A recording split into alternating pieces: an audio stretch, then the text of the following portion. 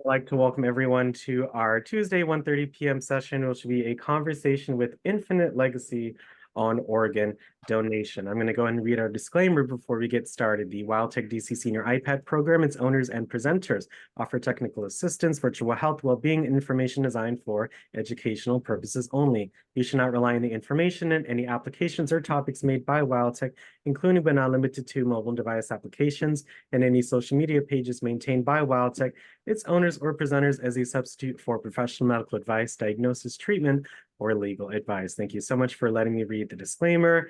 Again, if you cannot see Dwight or myself or hear from us or see the screen, please let us know in the chat.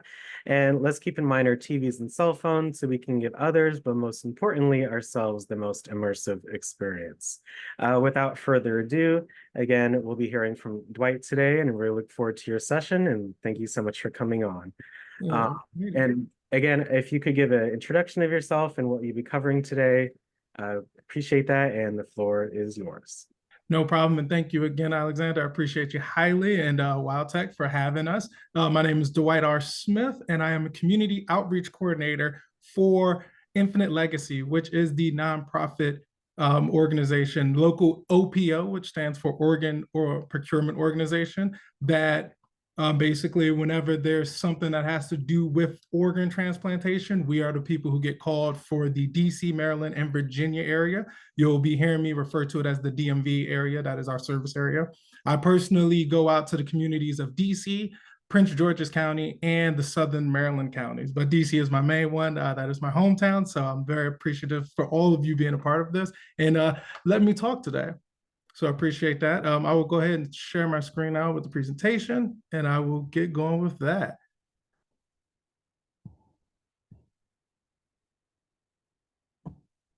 All righty, can you all see and hear me well? Oh, you're good to go, Dwight. Folks are muted, so that way there is no like TVs or any interruptions and things of nature. But yes, we could see your great, vivid presentation. Thank you so much. Perfect. Thank you so much again, folks. All right, moving forward, just gonna put that down so I don't have to see my face continuously. All right, so as you already know, this is our community presentation from Infinite Legacy. So the learning objectives for today are pretty simple, is to identify the most common myths about organ, eye, and tissue donation. Also understanding the process of how to register to be an organ donor, and also identify the organs and tissues that can be transplanted. And of course, the biggest ask, how you can help. So first, just starting off with who Infinite Legacy is, as I've mentioned before, but a little bit more detail. We are the OPO of the DMV area, serving almost 10 million people across that whole section. To be more specific, we do Maryland, all of DC, all of Maryland, and Northern Virginia, to be more specific. We facilitate the organ, eye, and tissue donation processes and education, and educate people about the critical importance of registering to be a donor. Also, Infinite Legacy works with 68 hospitals and 8 transplant centers to decrease the number of people waiting for a life-saving transplant.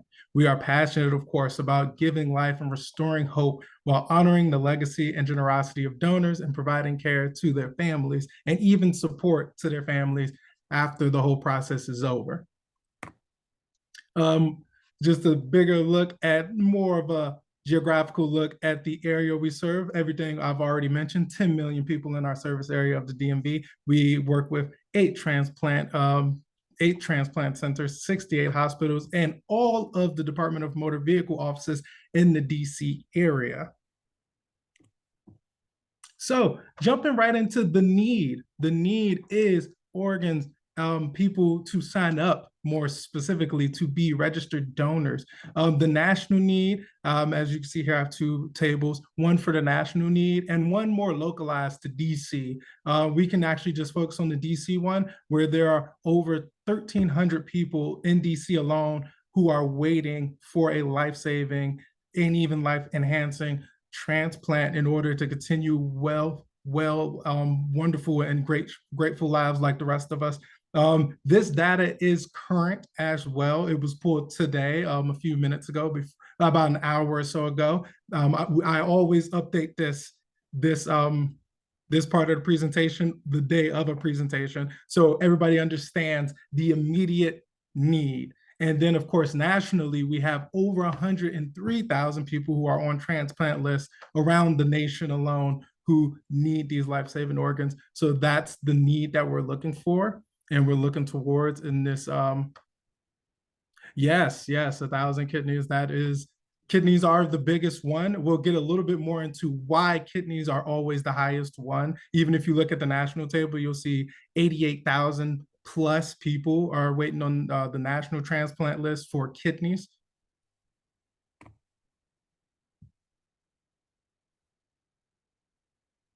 Why is kidney and kidney slash pancreas separated? The way that has more so to do with the way the what's his facers, the people who manage the list, which is UNOS, which is a government institution. They separate it that way when you are looking at the data, so that's why it's separated here. And also, they're separated through candidates and not necessarily what they need. So that's how they divvy up the information on their website.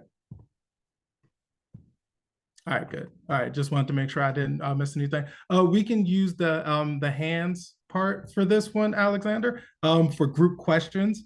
How many people here are registered as organ donors? Just a quick show of hands would work for that one. No need. Raise your hand if you have registered as an organ donor. Again, you tap more at the top right of Zoom, and then you all hit raise hand.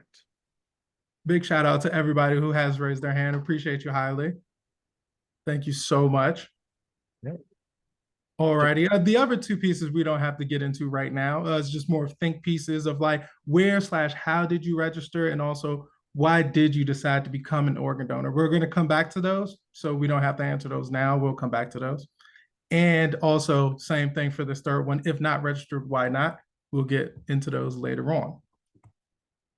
All right. And of course, at Infinite Legacy, we always love to share stories of hope. If you go to our website, infinitelegacy.org, which I will share with you all later, you will actually find this and many other stories of inspiration. So just to jump into a little bit of this here. Thank you very much for sharing that, Alexander. Okay, so this is Sylvia and Junior's story, mother and son. Robin, who liked to be called Junior, moved to the United States from Colombia when he was only 5 years old.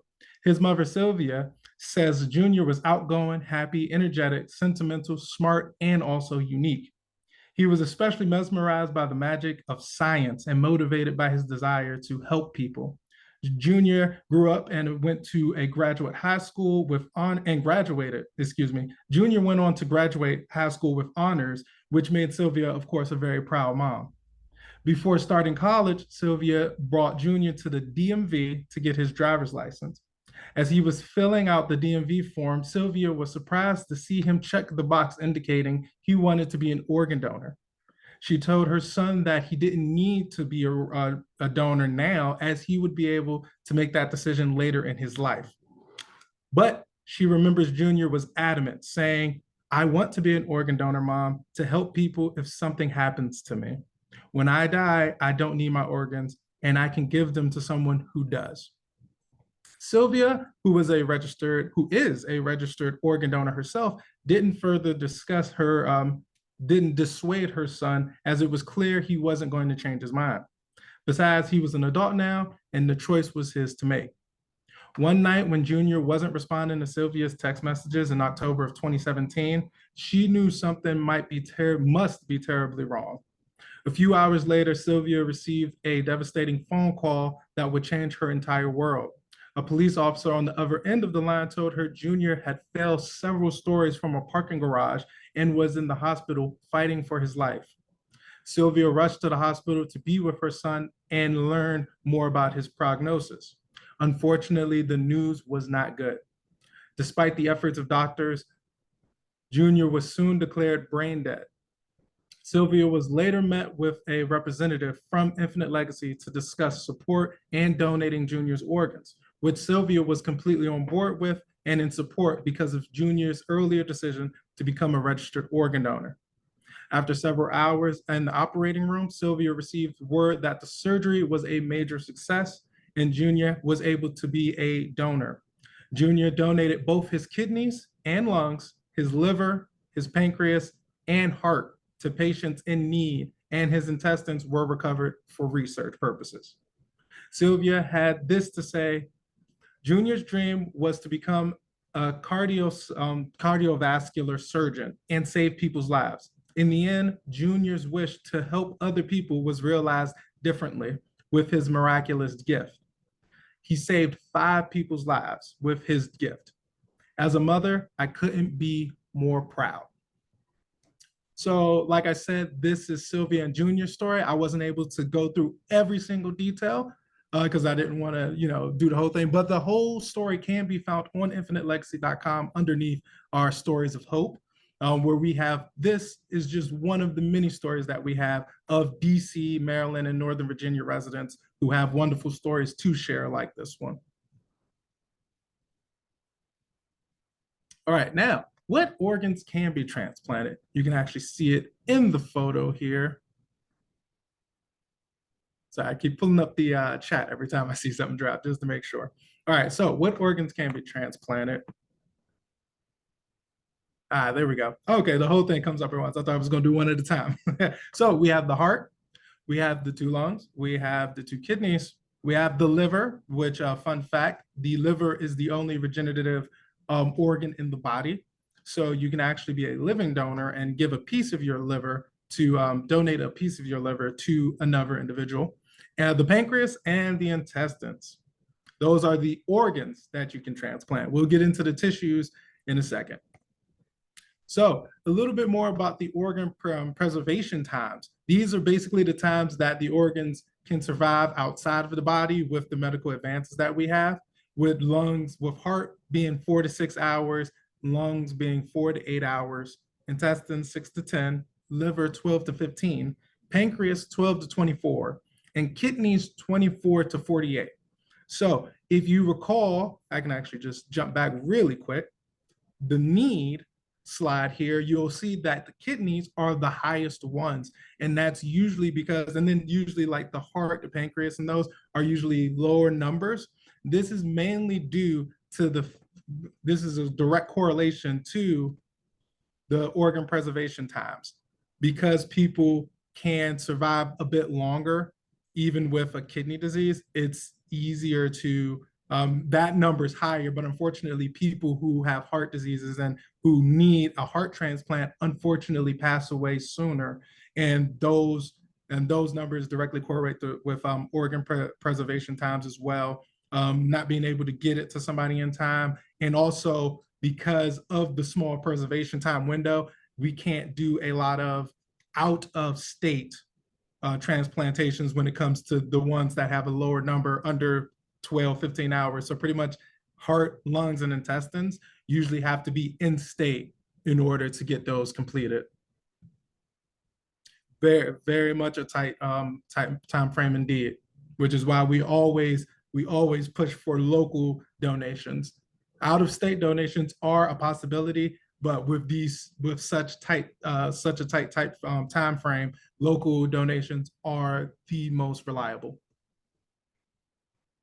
So now we're jumping into more of the tissue, the transplantable tissues, and which are pretty much all right here. So whenever I do the presentations and everything, I say organ, eye, and tissue donations, because that is how we that's the vocabulary we use when we speak about them. But when I say eye, I actually mean the cornea, which is also classified as a tissue donation as well. So the cornea of your eyes would be donated, not the whole eye. That's a common misconception that I had actually before I even started working here, and that I come across a lot from people. So the corneas of your eyes, which of course help go to people with eyesight problems, with severe eyesight problems. We also have the heart valves, and we have the tendons, your veins as well are some tissues, the bones, and bone marrow as well, and the most common tissue that most people know of, skin tissue cells.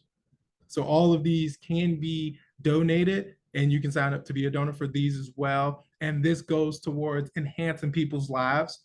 It's not as much as life-saving as organ transplantation, but please believe me, this is life-changing and life enhancing for many people who need bone marrow when they have a certain bone disease. Skin cells and tissue donations usually go to burn survivors who have had whether minor or major disfiguration because of it, or even people who were born with skin deficiencies or skin diseases, unfortunately. The timeline for tissue donations, thank you for that question, by the way. Not skin, but the timeline for the tissue donations is, I do not know the exact number off the top of my head, but I can tell you they are a lot wider, a lot bigger. They do not need as many, they do not need as many precautions. And they also don't need blood pumping like organs do. So that's why organs have such a tight time frame, because when we do procure it, the gift from the donor, we have to put them into different situations, not just like an ice box every time, like people would assume, but we would also have to put them into special devices that have them operate as if they're still inside of a living body until they get to the recipient. When it comes to tissues and tissue donations, it's a lot less of that procedure. It's more, we still have to store them properly at certain temperatures and degrees and whatnot, but no special machines are used to, like, have them operate as if they're still living tissues. A little bit more on the cornea donation. There's no waiting list for the cornea transplants. So whenever somebody needs them, it's usually right away.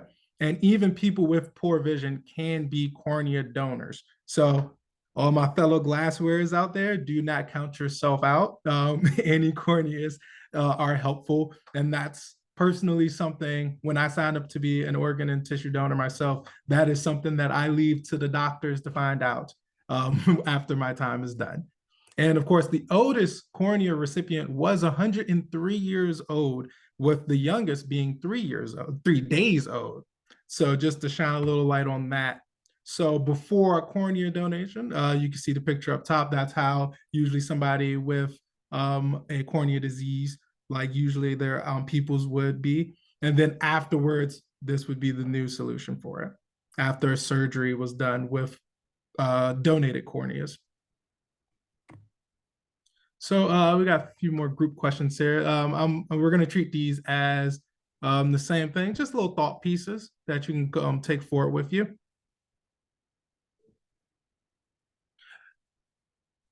So Bridget, thank you for that question. I believe this is for people who are specifically visually impaired. That procedure is basically for those type of people. So that is something that you would, anybody who was interested in that, you would have to speak to your doctor about it, and they will tell you the different, what is it called? Not regulations, but the different conditions that would have to be met for you to qualify for that type of procedure. All right, so just a few questions for you all to ponder on. What do you think about in organ donation in general? I'll take a pause here. I see Anne has her hand raised. Just the first question, right, Dwight? Yes, the first question. Thank you. I wanted to know about, I think organ donations are great. I used to be one until I got diabetes, and I didn't put it on my new license because I didn't know whether they could accept any of my, but I never thought about the eyes. My eyes are pretty good for my age, so. That's wonderful to know, Anne, from just a perspective of you having good eyes. I can't relate, unfortunately. But first of all, and I wasn't trying to hit on you, but I mean, hurt your feelings or anything. Oh no, I don't take offense when people, flex or brag about their 20/20 vision at all, Anne. But in terms of that, yes. When it comes to diabetes, well, I can't speak to diabetes specifically, but I can speak out loud. I think it's actually going to come up in a slide in a second, that the only the only pre-existing disease or condition that eliminates you from the process of organ donation entirely is active cancer. If you have any form of active cancer, that automatically eliminates you. But if you've been in remission for, I believe, a year or more, I believe you're still good to go. And like I said earlier, when I signed up to be a donor back when I was 16 at the DMV, the way I seen it was I'll let them figure it out because they always check and see if they are good. They have your medical history, you know, once you're in the hospital and after you pass away, they'll have your information. And they'll also check it as well to see if your tissues and your organs are good, in good conditions to be donated. So that's always something that I had in the back of my mind, like, oh, if I had something that I didn't even know about when I was alive, they would catch it and they wouldn't give it to somebody if that's the case. Okay. Thank you. Thank you, Anne. I appreciate that. Yeah, well, thank you, Dwight. I appreciate you coming on and talking with us. Oh, all right. Just and the other two questions. Have you ever heard or seen anything that made you want to be an organ donor? And then the third question is, have you heard or seen anything that made you not want to be an organ donor? So these are just questions we can ponder on. I believe there's the questions for you guys are going to be after a certain slide, and those are the ones I'm actually going to want you all to answer. But until then, excuse me. Okay, here we go. So these are the common misconceptions and myths that we have in our community and most of the nation, actually, that we've put together for a little true or false narrative. So one organ donor can save up to 8 lives, and one tissue donor can enhance the lives of up to 75 people. True or false? This is true. This is 100% true. One organ donor can save up to 8 lives. It is actually, I believe, 9 lives. If we go back real quick. So we have the 1 heart, 2 lungs, 2 kidneys, the intestines, the pancreas, and usually people would say liver and then they count it as 1, but we can, as I mentioned earlier, the liver is the only organ that is regenerative. So you can actually slice the liver in 2 and it can be donated to 2 different people. So you can actually save up to 9 people's lives. So it's still true. It's just that the slide wasn't updated, but it is still true.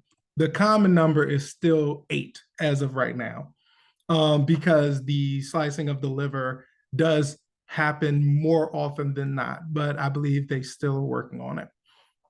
And your tissue donations, you have a lot of tissues that can be donated out. So one person's tissues donations, if they were to donate every single tissue we talked about in this slide, you can enhance up to 75 people's lives.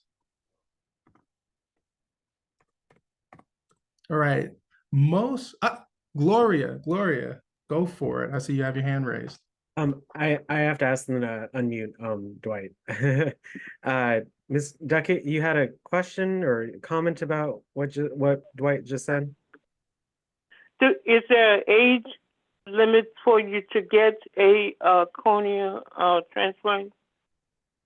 To receive one, no, I do not believe there is. If there is, it would be over 90. But again, this is something you would talk to your doctor about because it's not really about age. It's more so about conditionings. Okay. Now, if you have some problems with your kidneys, would that affect you getting a cornea, or you wouldn't know? Not from my knowledge right now, I wouldn't know.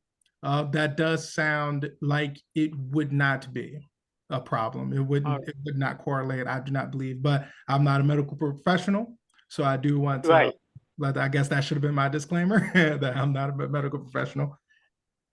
Okay, all righty. Thank you. Thank you. Thank you as well. All right, the next one is, most religions do not permit organ, eye, and tissue donation. This is false. All of the major religions in the United States do approve of, and in some cases even support, organ transplantation for afterlife decisions.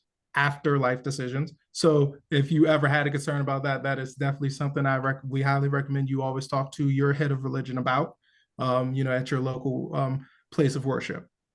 Celebrities and wealthy people on the waiting list receive priority for receiving an organ. This is false. This is false. Actually, surprised now that I think about it, this slide wasn't on this presentation, which is my fault, because it should have been a slide that talked about UNOS. The UNOS are the people who are the government organization that manages the transplantation list and which recipient receives the donation.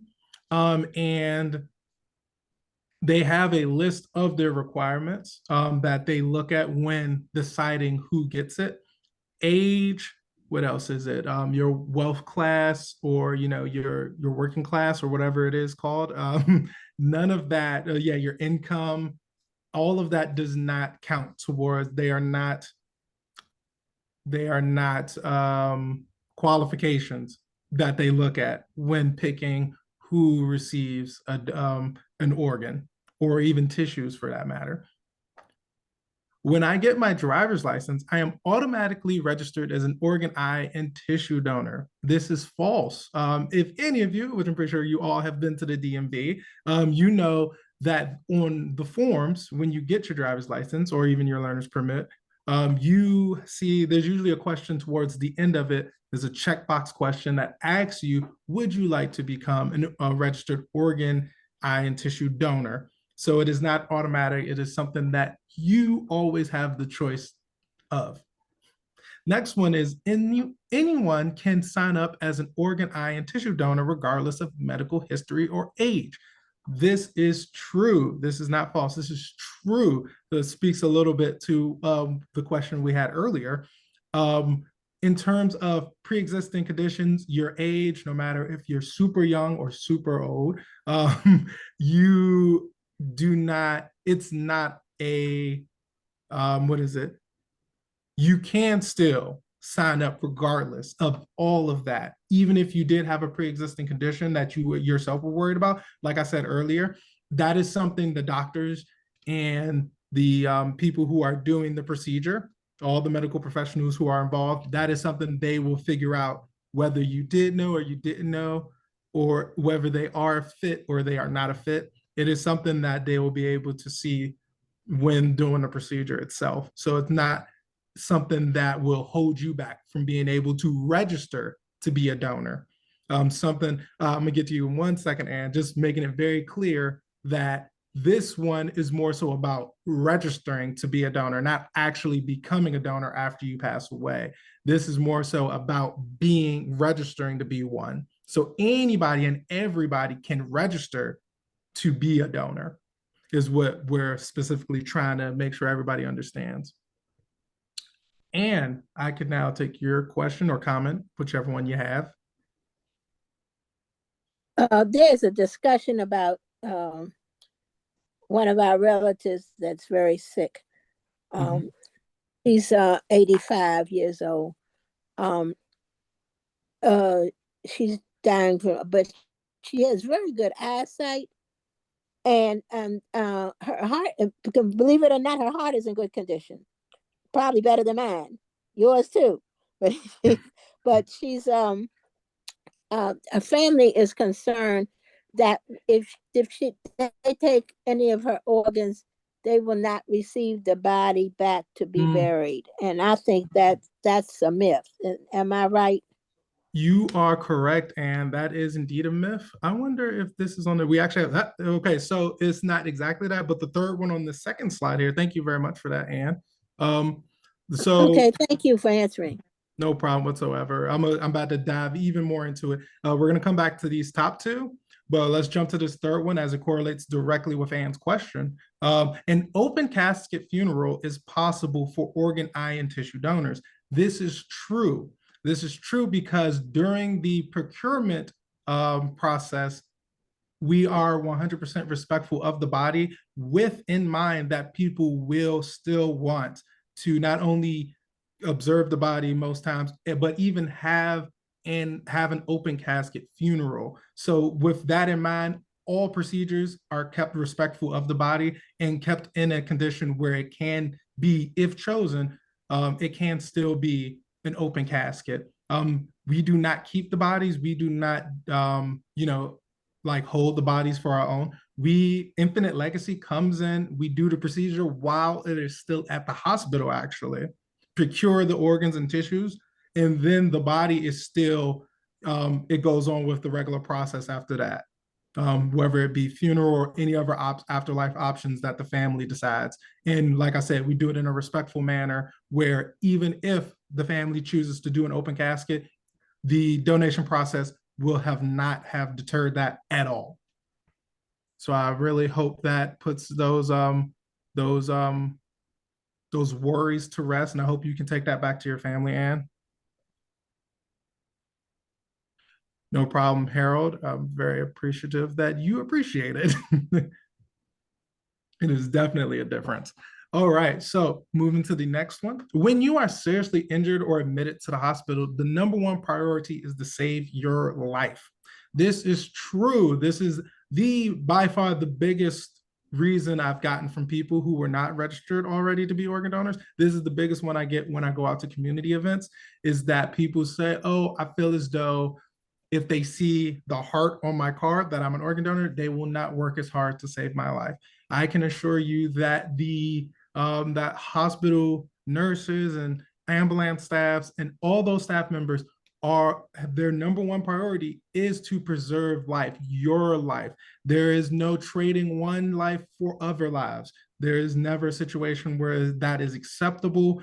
And also it goes against hospital policies, which are strictly, which are strictly not followed by, but created from laws that are already pre-existing. So in many ways, that would be illegal, actually, for them not to care for you if in the situation like that. And also, I love to just let people know right up front, like these medical staff, hospital members don't have, which is why every section of the donation process is controlled by a different entity.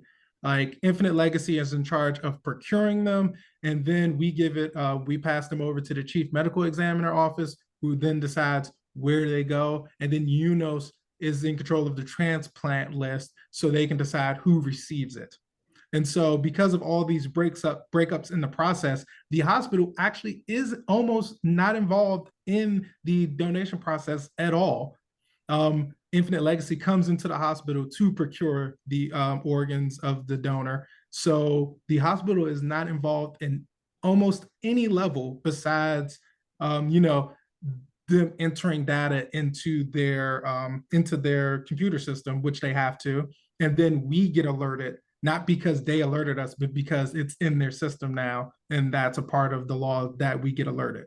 So like I said, the hospital almost has no part in this, almost no part in the donation process. The next one is the donor family must pay for organ, eye, and or tissue donation. This is false. This is false. Any, and I really do mean any process that comes from the organization part of the process that adds any financial bills to any bills that might occur because of starting over. Any bills or payments that occur due to the the procurement of the organs falls to Infinite Legacy. That is not anything that the families have to ever deal with. It hasn't been that way since the organ donation process started, I believe. And so any bills that are incurred because of the donation process, are covered by Infinite Legacy. So all the other bills that were already going to be there that are for the family. Any additional ones because of the donation process goes to Infinite Legacy. Organs, eyes, and tissues cannot be given to different ethnic groups or the opposite sex. This is false. There have been many recorded, none I can say, of course, but there have been many recorded, there have been many recorded donations from one sex to the other or from one ethnic group to the other. I will say that, remember, when it comes to the UNOS qualifications that they look at, race, income levels, sex, none of those are considered, because if you're a medical match, you are a medical match. I will say, and we do also point out that it is more likely that your genetic match, a medical genetic match for organs and tissues, would be of the same ethnic group or even the same sex, but it is not required. It is not required. It is just more likely. And finally, it is against federal law to sell organ, eye, and tissues. This is true. It is illegal in the US law to sell organ, eye, and tissue cells, or anything else for that matter. That it is against the law completely. There is no point of this process where any of the government entities, whether it be Infinite Legacy or UNOS or the Chief Medical Examiner's Office, from the hospital to anybody else, there's no part of that process where the organs are sold or any money trades hands because of the organs or tissues. And the money that does trade hands between Infinite Legacy and the hospitals or the transplant centers would be to recoup the supplies used in the process, which is how Infinite Legacy does make their profit to, you know, go back to employees and the processes, which makes it a nonprofit. All righty. So that was like, believe it or not, those are the most questions and like responses I get to people, especially when they are not organ donors, or they didn't want to sign up to be registered organ donors. And then, you know, I make sure to tell them everything I'm telling you all. And most times they do still consider it and, you know, move on. And that's what my job is, to get into the community and answer any and all questions that people might have, and also educate them on the organ donation process. Because before I had this job a year ago, I too had no clue what the whole situation was or what it was about. And that's what we're here to do and fix and help. So now, more group questions. So these ones I would love for you all to, you know, like answer for me if you have an answer for it. So I'll read them one at a time. We'll go one by one question, then you guys can answer. So for the first one, we have, why do you think people do not register to be organ donors? If you have any, you know, they can be similar to the ones we just went over with the true and false. While some folks raise their hand, I really appreciate your presentation today, Dwight. I learned a lot, especially about the you know, the different parameters and how easy it is, and definitely there's a difference between just registering and donating. So I really appreciate that. So yeah, I guess for the rest of the time, if you all want to answer the question, please raise your hand. We would love to hear from as many different folks today. So for, again, number one, why do you think people do not register to be organ donors? We have Anne, then we have Ms. Deckett. Perfect. And we still have 3 other questions. So like, yeah, yeah. Look, Anne, please, I'm sorry. I'm sorry. I didn't mean to start talking. I thought you were ready for me. I think a lot of people believe that if you leave your organs here, that you don't get over to the other side. That's a lot of the older people I've heard talk. And I think a lot of people think that if they give organ donation, you can't have a funeral or be buried in the church. And there's a lot of crazy stuff people go through. I think that. Yeah, I definitely understand. And that's definitely not my first time hearing those. So I can definitely understand those cautious thoughts people have. And a few of those, as you already know, Anne, I've talked about today. So hopefully if you ever hear those again, you can, you know, relay some of those messages to those folks. So thanks for letting me know, Anne. I'm taking notes, by the way. So just okay, you're welcome, dear. Thank you, Anne. Appreciate your answer. Thank you, Bridget, as well. I see your comment. I appreciate you let me know. Thank you, Bridget. Next up, again, why do you think people do not register to be organ donors? We have Ms. Duckett. I think the other thing is that people are afraid of the reaction that will happen if they get, organ transplants. Because if they have heard a lot of negative situation, or if they know of people who had negative reactions, sometimes it might, have a bearing on whether a person wants to get a, transplant or not. Yes, I do understand exactly where you're coming from with that, Gloria. That's why Infinite Legacy definitely that's why we push for the positive stories, because there are a lot of negative stories going through not just the media, the news, social media, and also movies, TV shows, and even just people, the community itself, which is understandable, which is why we have those stories of hope on our website, and we try to get them on all of our social medias as much as possible so people can see the positive side of it as well. So thank you for that, Gloria. Thank you, Ms. Duckett. Ms. Dina asked in the chat, will pig organ be a future transplant? So, since I've joined the community at the job and / the community last year, I have not heard much about the pig organs.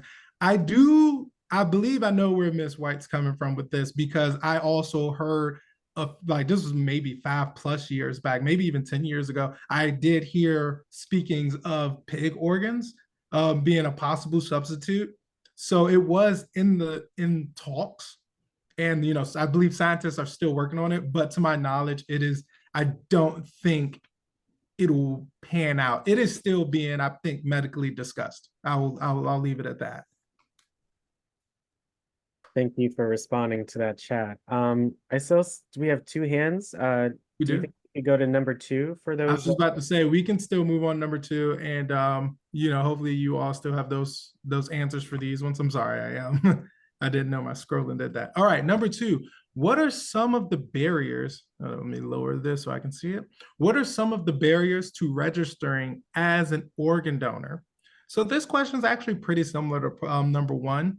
But it is some difference. Like, what are some barriers to registering as an organ donor? Like, what's physically preventing people from becoming organ donors? Ms. Gloria, did you want to respond to that question? Yes, I think because of the stigma from years ago and people being also afraid, which also went along with number 1. Why do some people, not want to be a donor? The stigma that was out there years ago, people being afraid, and also thinking that you couldn't have a funeral if you was a donor. Right. So yes, as I mentioned earlier, with the funeral part. So hopefully we can get that narrative, out of here, because that one is just simply false. But your first one does make a lot more sense.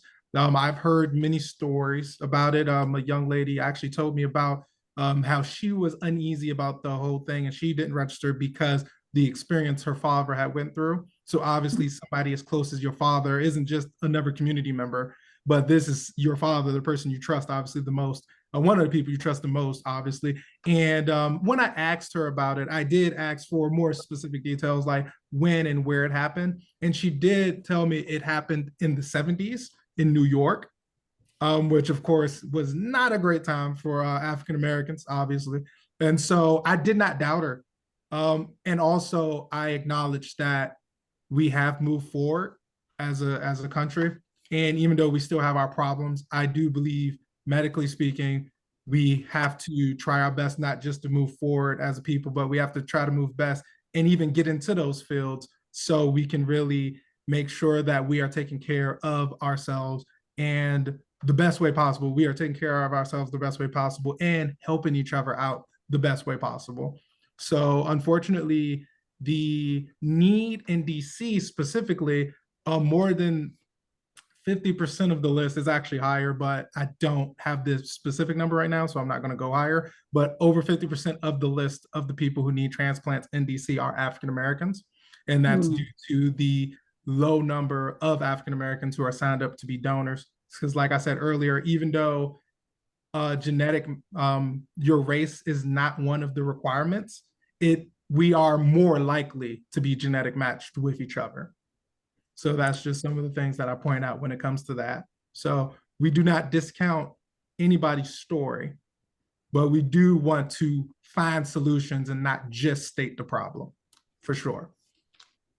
Thank you so very much. Appreciate you. Ms. Gloria.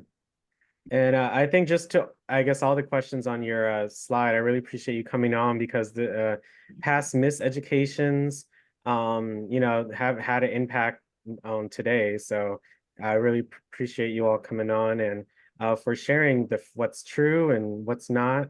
And it's much appreciated because, lots can happen, you may never know what happens. So like for certain things, it's good that you have the information now because you may never know who you might help out or who you might help someone else out through this presentation. So I appreciate that.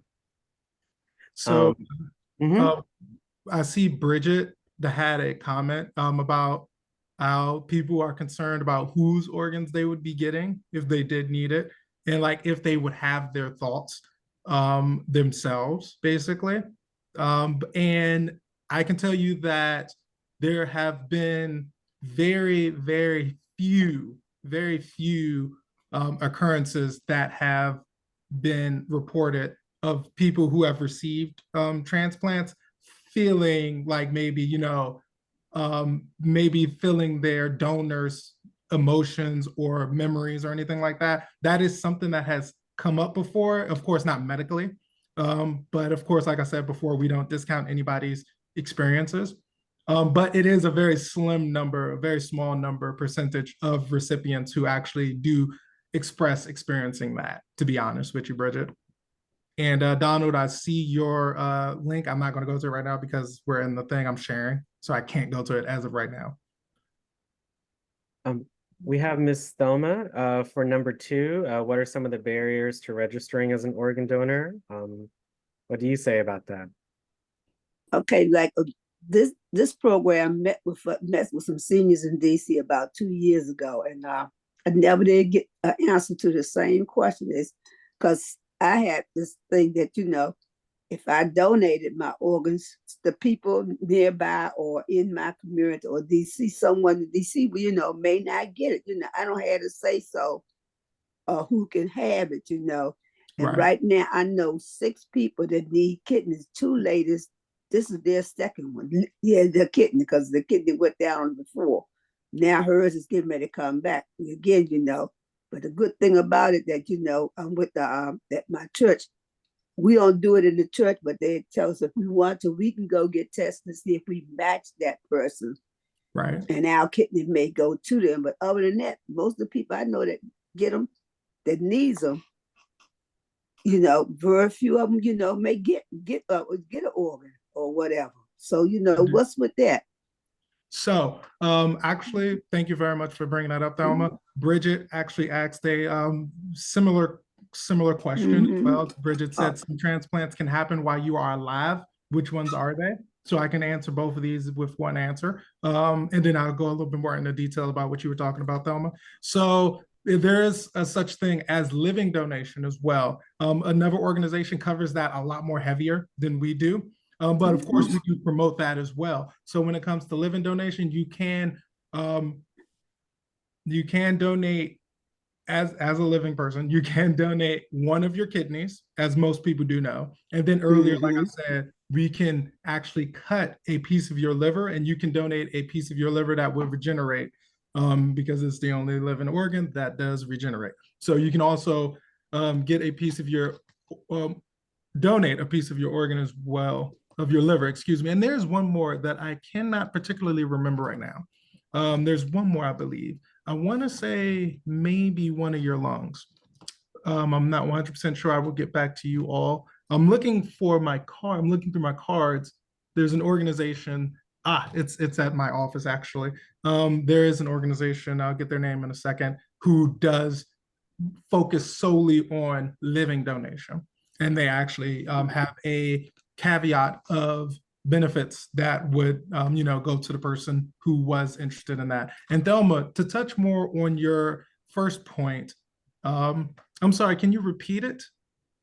Well, how come, we don't see the organs being donated, to the people in that area that needs it. Right. So for that, to be honest, they don't really recommend me recommending this to people. But ever since I found out about it, I just can't stop recommending it. It's called directed donation. It is something that I just started in this industry. So I'm still working on, knowing people, learning faces, learning names. Mm-hmm. But one of my main missions while I am working here is to incorporate directed donation into the registered donor registry list. So basically what directed donation is that you can sign up to have directed donation. So it's kind of a mixture between living donation and regular donation after you pass away. You can sign up on the list. So after you pass away, your family, like anybody on the list that you name, put down on the list and everything. I don't know the exact process yet, but the way it works is people who you designate to be checked first, who are on the transplant list, like you just said, Thelma, six people. So if you were to pass away, unfortunately, first before they did, those 6 people, and you were a fit to be a donor, any of your organs that they needed, they would be tested first. They automatically get pushed to the front of the line for you, for your gift. So they would be checked out first. It's called directed donation. I believe what is it called? Not Red. I think Red Cross does it. I think the Red Cross organization does that. That is something that I heavily love because a lot of people, especially in the African American community, would feel a lot more comfortable about being organ donors if they knew who it was going to, if they knew it was going to support other people of their skin tone, which is their right. It's their decision. And I wholly believe that, especially if it leads to people helping other people. That's what I'm all about. So thank you for asking me about that, Thelma. Appreciate you. Okay. I'm going to check into that. Okay. Thank you. Director. Yep. You got it. Okay. I'm going to check. Thank you, Ms. Thelma. It is, I do see here, it's, they have a page under redcrossblood.org. There it is, Red Cross Blood. I knew it was blood somewhere, I just didn't know where. Yeah, so they have there, and if you literally search it, there are just more information about it, like what is it and things of that nature. So it's just a simple Google search to look up more information on that. For sure. Thank you. Thank you for sharing that, Alexander. Laverne, I'm going to get to your question 1 second. I want to say this third question now, so while I'm answering your question, people can think about this third one and raise their hands. So number 3, what do you think are the best ways to overcome these barriers that were mentioned for question number 2 and barriers that weren't mentioned? What are some of the best ways to overcome these barriers, you believe? All right. And while people raise their hand for that, all right, Laverne, I see you as, what if a person has an illness or ailment, or a person once upon a time done some use and abuse to their bodies and don't know if they have done some kind of damage to themselves in some way? So that would lead back to what I was saying earlier, actually, whereas when I signed up, you never know what condition you're going to be in when you do finally pass away. And so I signed up because if I am in a position to be a donor and help other people and help them live a longer, more fulfilling life, I'll be more than happy to do that for them. So this is more so about the registration part of it, I would say, is more about how you feel. It's more about your own moral compass and where it lies with you. Like, do you feel like you want to take that?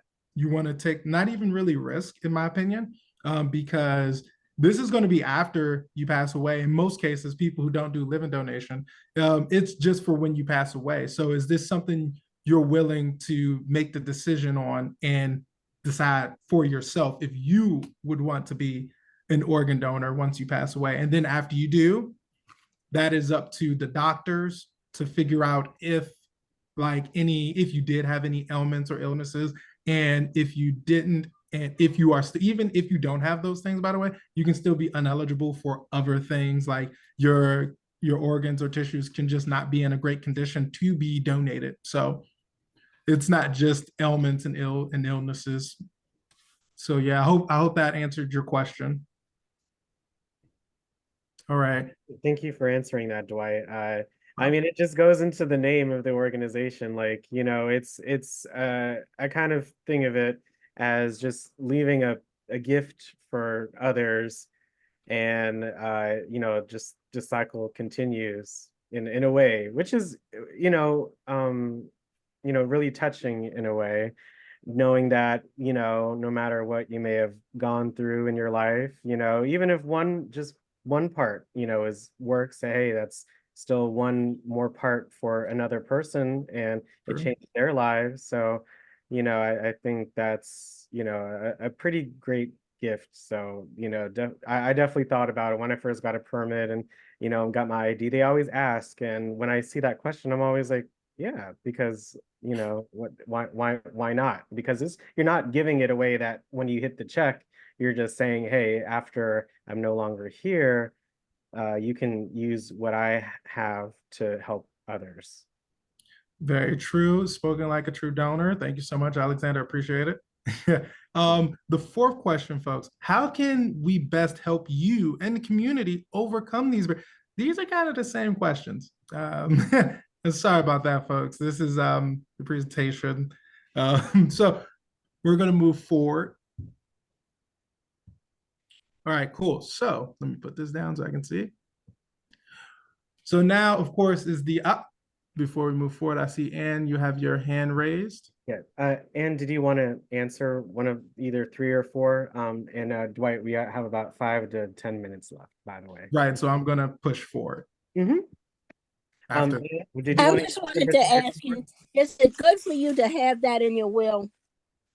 In case, because in case a family member, can they stop if you put it on your driver's permission? If they don't believe in that, can you would it be advisable to put it in your will?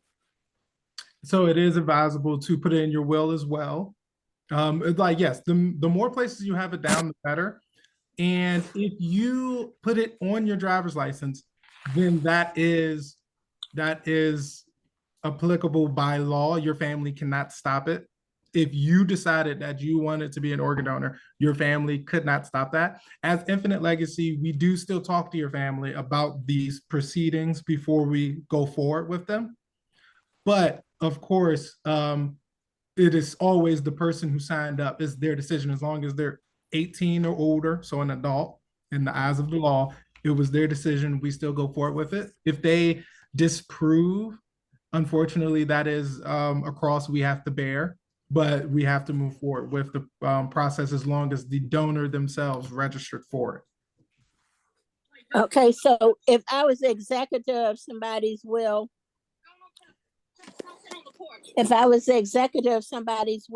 Mhm. then and if that's what was in there, I still have the right to make that decision that it's taken care of. To be honest, that is very legal. That's very legal heavy. So I actually am not 100% on that one. That starts to move more into legal territory. Okay. All right. I'll go someplace and ask that. Okay. All right. Thank you, Anne. I had that. I want to make sure that their wishes are carried out. I understand that completely. So thank you, Anne. I appreciate that. All right. Thank you. No problem. We don't have many left. I'll check the chat in a sec. So the ask today, obviously, is always to register to be a donor. And of course, we highly recommend being a donor at any age. There is no age limit to join the donor registry. As I've mentioned multiple times today, people have become organ tissue and eye donors into their 90s and their hundreds even. The oldest donor, and not just registered donor, but actual donor who actually was able to donate, was 101 or 102. It was one or the other, and they donated, I believe, tissues and or an organ to a 80-year-old. So it is still possible no matter how old. And also minors can also join as well. You can sign up at any age. It's just until they turn 18, their parent or legal guardian determines if they can be a donor if they were to unfortunately pass away before 18. So how do you sign up? At any DMV or MVA, but we're focused on DMVs on this one. If you get your license, like I said earlier, the check mark at the bottom of the form, or you can even go online at infinitelegacy.org, where we will direct you to your state's, in this case, DC's Donate Life website, where they manage the registry for donors. So, of course, you can connect with us on any of these social media networks, from Facebook to LinkedIn to YouTube, where we have stories about hope and people's experiences, direct links to donation, where they speak of either being a recipient or like being a family member or a loved one of a donor who passed away and was able to donate and save lives. And so you can go to any of these at Infinite Legacy, usually OPO at the end of some of them, and you can see those amazing fun stories, those amazing, wonderful stories. And that wraps it up for today. Thank you all so much for letting me present to you today. I appreciate you highly, and I hope you all have a great week. We can jump into Alexander, please take it away. Oh, thank you so much for your presentation. If you, I put Infinite Legacy's website in the chat, but I'll do that again. Is there, do you have the contact number in case folks have questions if they want to ask Infinite Legacy? I do indeed. I will actually even direct you all to me. I'm gonna go ahead and drop it in the chat actually right now. Okay. If you don't mind. Yep, no problem. You all can actually, I will give my information, and if we have a little bit of time, I can answer Bridget's question. Just let me know. Oh, sure. Go. Yeah, that's okay. That's okay, Dwight. I appreciate you putting your info in the chat. Let's, make sure, let's note it in the chat if we want to. Appreciate that. And yes, Bridget did have a question. And if you donate all of your organs upon death, will they put your body back together enough to have a proper burial so the casket could be open? So, Bridget, I did touch on this earlier. So from the way the question is formed, it sounds like the body parts will be scattered, but I can assure you there's nothing like that extreme happening. The most they do is probably something around your chest area, because that's where most of the organs that can be donated would be, which would be covered up by clothing if you were to have an open casket. Just to be even more, I just want to make sure people understand that completely. So it will probably be a mark on your chest that would not be able to be seen because you'd have on clothes during the process. So it's not really more of a putting back together situation or like sewing somebody up. It'll just be like a mark on your chest that would be sewn up. And that's part of we treat we treat all the bodies with respect. And they would still be able to have an open casket funeral, just to be 100% clear. Thank you so much, Dwight. Any other questions? Mr. Rose, a very good session. Yep, thank you. And I don't think we have any other questions, but Dwight's contact information is in the chat. So if you would like to contact him, if you have any questions, you can do so. But let's all thank Dwight for hosting today's session and make sure to stay on to complete our poll. Thank you, Dwight. Have a great rest of your day. Thank you, Dwight. Thank you. Thank you, Dwight. Great Thank you, Dwight. session. Thank you, Dwight. Thank you. Thank you, Dwight. Thank you so much. Great session. Thank you. Thank you. I've learned Thank you. you. I think I'm more Thank trustworthy. you, Dwight. Have a good Appreciate day. everything. Yes, Stephen, Thank Yeah. you. good information. Donation, Yeah. donor, Mhm. Sure is. your organ Thank donor, you. donor. Yes.